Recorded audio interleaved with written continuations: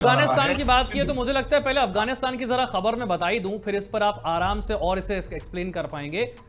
पाकिस्तान और अफगानिस्तान की चमन और स्पिन बोल्डक्स बॉर्डर पर शुक्रवार को एक बार फिर से भारी गोलाबारी हुई है और इस गोलीबारी में 5 अफगानी लोग मारे गए हैं, 4 लोग घायल हो गए हैं। अफगान तालिबान के प्रवक्ता जबीउल्लाह मुजाहिद ने कहा है कि पाकिस्तान ने सबसे पहले कंधार प्रांत के स्पिन बोल्डक इलाके पर हमला और किया। वो अफगानिस्तान पाकिस्तान के ऊपर हमले पे हमले कर रहा है। एक बात मैं आपको बता देना चाहता हूं, अफगानिस्तान को कहा जाता है वो सभ्यताओं का और आक्रांताओं का कब्रगाह है। आने वाले समय में दोनों तरफ से उनको परेशानी होने वाली है, इंटरनली उनको परेशानी होने वाली है। और पाकिस्तान ने कुछ ही दिनों में 27,000 फिलिस्तीनियों का मर्डर, कत्लेआम किया था। माथुर साहब, आपने भी सुना होगा आसिम मुनीर के बारे में। अब वो पाकिस्तान में सबसे ज्यादा ताकतवर शख्स बन गए हैं, चीफ ऑफ डिफेंस फोर्स वो बन गए हैं। और उसके बाद वो क्या कह रहे हैं जरा सुनिए। मैं ये इसलिए सुनवा रहा हूं आपको क्योंकि मैं जानना चाहता हूं जिन शब्दों का उन्होंने इस्तेमाल किया है, इन शब्दों का अर्थ भी उन्हें पता है या नहीं पता है। मुनीर साहब कह रहे हैं कि मॉडर्न युद्ध अब cyber space, electromagnetic spectrum, space, information war, AI, quantum computing जैसे नए क्षेत्रों की तरफ बढ़ गया है। भारत ने हमें अगर परखने की कोशिश की तो ठीक नहीं होगा।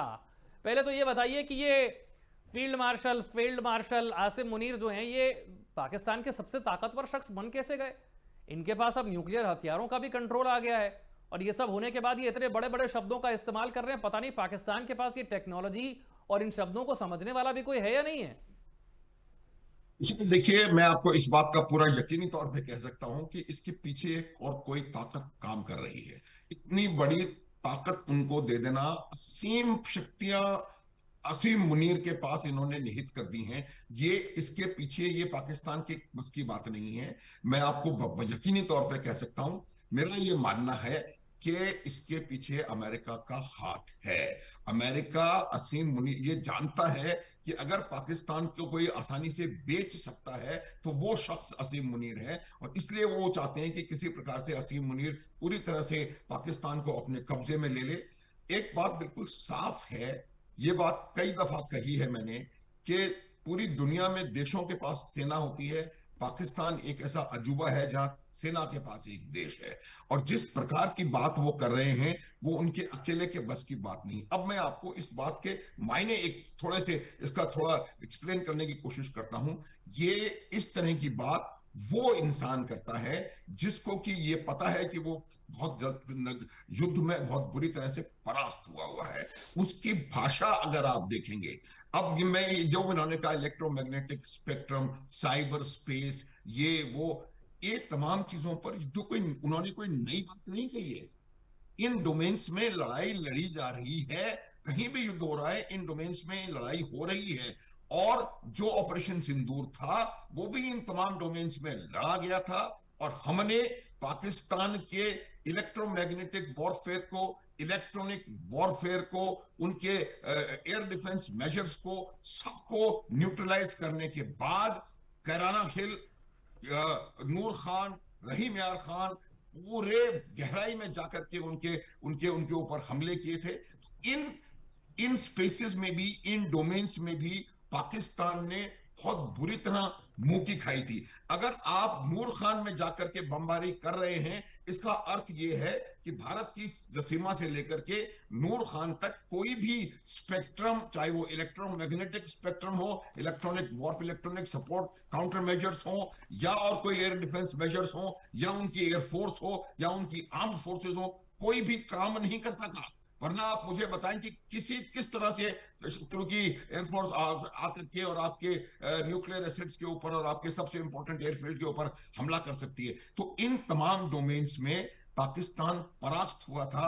और ये जो असीम मुनीर की भाषा है वो इसीलिए है कि उनको लगता है कि अब इनको इन डोमेन्स को सशक्त करने की पर आवश्यकता क्या है। अनुज माथुर साहब, अन्यथा ऐसा कुछ हो रहा है पाकिस्तान में जो हम मिस कर जा रहे हैं? असीम मुनीर को असीम शक्तियां मिलने के लिए के पीछे क्या भारत को चिंता करने की जरूरत है? क्या आने वाले दिनों के लिए कोई संकेत मिल रहा है? बिल्कुल बिल्कुल हमारे को सावधान रहने की आवश्यकता है। उसकी मैं वजह बताता हूं कि जितनी बार भी ये हुआ, 1900 जब जुल्फिकार अली भुट्टो ने आउट ऑफ टर्न प्रमोशन देके जियाउल हक को चीफ बनाया, तो उसी जियाउल हक ने जुल्फिकार अली भुट्टो को समाप्त करके और मार्शल लॉ करी और भारत के साथ छेड़खानी करने की कोशिश करी।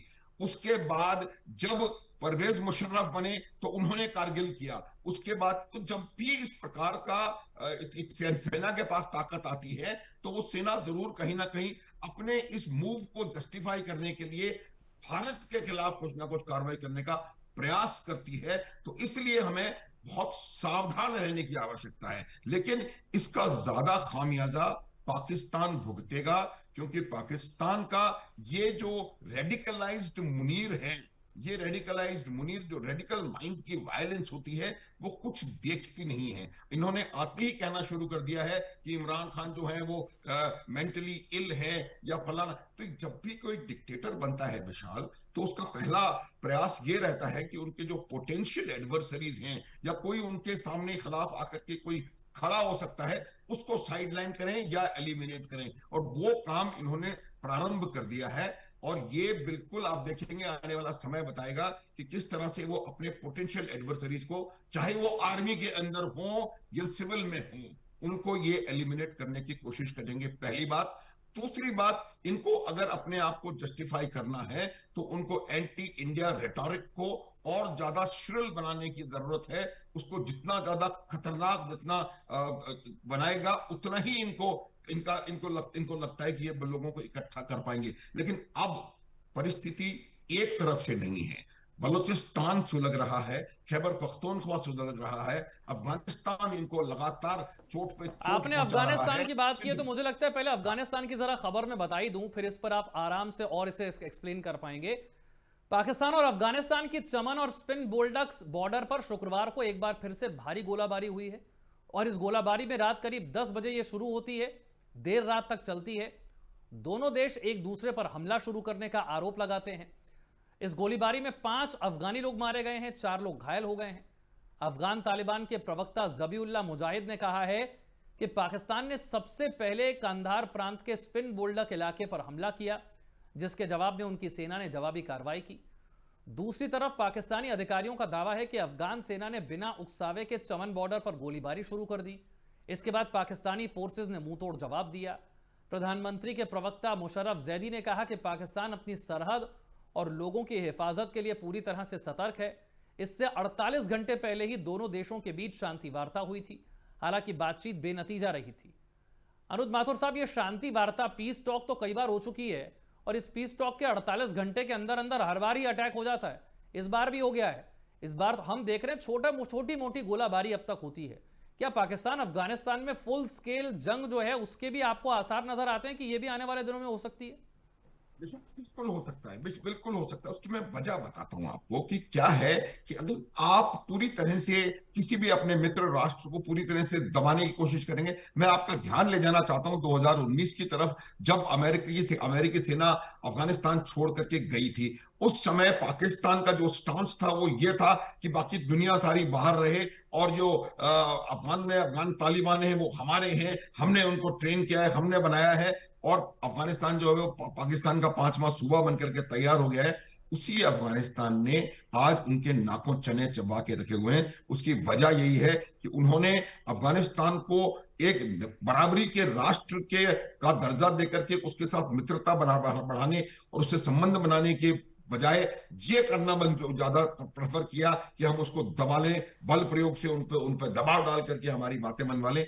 यही वजह है आज अफगानिस्तान पाकिस्तान को पूरी तरह से नकार रहा है, और वो अफगानिस्तान पाकिस्तान के ऊपर हमले पे हमले कर रहा है। एक बात मैं आपको बता देना चाहता हूं, अफगानिस्तान को कहा जाता है वो सभ्यताओं का और आक्रांताओं का कब्रगाह है। आज जिसने भी अफगानिस्तान में जाकर के, इतिहास इस बात का गवाह है, जिसने भी अफगानिस्तान में कोई भी हमला करने की या उस पर आक्रमण करने का प्रयास किया है, चाहे वो अलेक्जेंडर रहा हो अपने जमाने में, या उसके बाद अभी अमेरिका रहा हो, सोवियत रूस रहा हो, कोई भी रहा हो, वो वहां से मर खप के ही भागा है, ये बिल्कुल निश्चित है। और अब अगर पाकिस्तान समझता है कि वो वहां पर कुछ कर पाएंगे, तो मुझे लगता है इस गलतफहमी से उनको दूर होने की आवश्यकता है। संभावना पाकिस्तान और अफगानिस्तान में युद्ध होने की पूरी पूरी बनी हुई है, और ये असीम मुनीर का सीडीएफ बन जाना इलेक्ट्रॉन न्यूक्लियर बटन पर उनका कब्जा हो जाना, पूरी लीगल इम्यूनिटी उनको मिल जाना, जुडिशरी एग्जीक्यूटिव के